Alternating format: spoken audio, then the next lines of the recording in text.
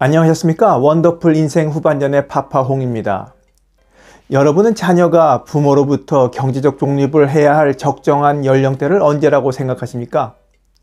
혹시라도 그 연령대에 독립하지 못하거나 않는다면 자녀 나이가 40이 되어도 지금껏 해온 대로 밥 해주고 빨래 해주고 용돈 주면서 계속 데리고 사시겠습니까? 40이 넘도록 독립하지 않은 자식 때문에 인생이 파탄지경으로 내몰리는 부모들이 늘어만 가고 있습니다. 세태가 이렇다 보니 노후 준비 1순위는 돈을 많이 모으는 것이 아니라 자식들의 경제적 독립이라는 말이 있을 지경입니다. 여러분들의 노후 준비는 어떻게 되어가고 있습니까? 70대 초반인 박수강 씨 가족은 매달 받는 연금 280만 원으로 생활하고 있습니다. 빚 없이 자기 소유의 집에 살고 있으니 연금만으로도 부부가 크게 모자라진 않지만 문제는 아들 녀석입니다. 곧 40이 되는 아들은 사회에서 사람들과 어울리기 힘들다며 학교를 졸업한 이후 서너 달 취직해서 일한 것을 제외하고는 15년째 일을 하지 않고 있습니다. 학생 시절 방학 때처럼 점심때가 다 되어서 일어나 엄마가 차려주는 밥을 먹고 하루 종일 방에 틀어박혀 컴퓨터만 붙잡고 있습니다. 산책 같은 가벼운 운동조차 하지 않고 친구들과는 연락을 끊고 산 지도 꽤 된 듯 약속도 없어서 집 밖을 나가는 일도 거의 없다시피 합니다. 아들의 모습은 이제 중년 아저씨 그 자체입니다. 배도 나오고 머리숱도 적어졌습니다. 저 나이가 되도록 늙은 부모에 얹혀 사는 것이 하나도 미안해하지 않는 것을 보면 자식이지만 그 이기적인 모습에 너무도 얄밉고 죽이 되든 밥이 되든 네 인생 네 힘으로 한번 살아보라고 호적에서 판에서 그냥 쫓아버리고 싶을 때가 한두 번이 아닙니다.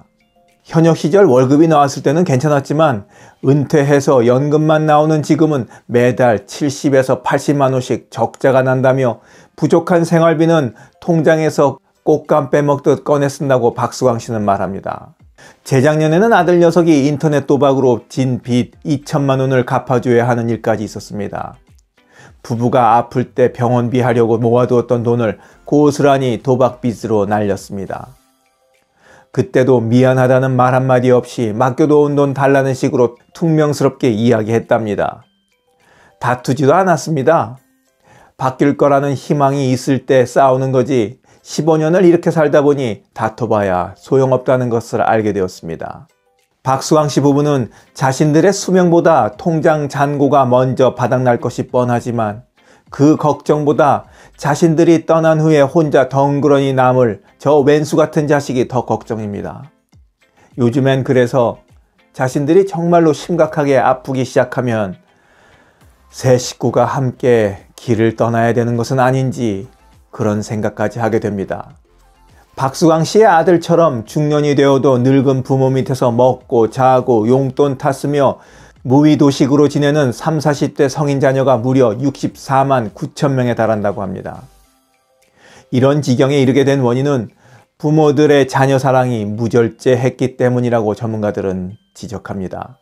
내 자식은 어떤 아쉬움 없이 남부럽지 않게 고생하지 않고 남에게 싫은 소리 듣지 않고 언제나 편하고 행복하게 살게 만들어줘야 하는 것이 부모의 도리라는 잘못된 생각이 자식들을 나약하게 만들었고 결국 조금의 어려움도 견디지 못하는 인내력 제로의 무능력자로 만들었다는 이야기입니다.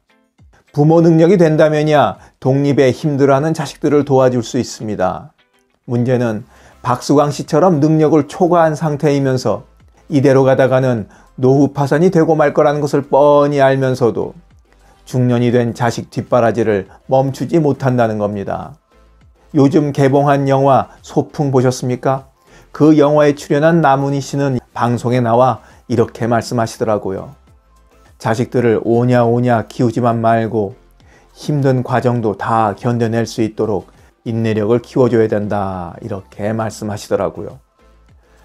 여러분들은 경제적 능력이 부족해도 무위도식하는 자식을 위해 계속 퍼주시겠습니까? 그게 정말로 자식을 위하는 길일까요? 여러분의 의견은 어떤지 궁금합니다. 원더풀 인생 후반전이었습니다. 감사합니다.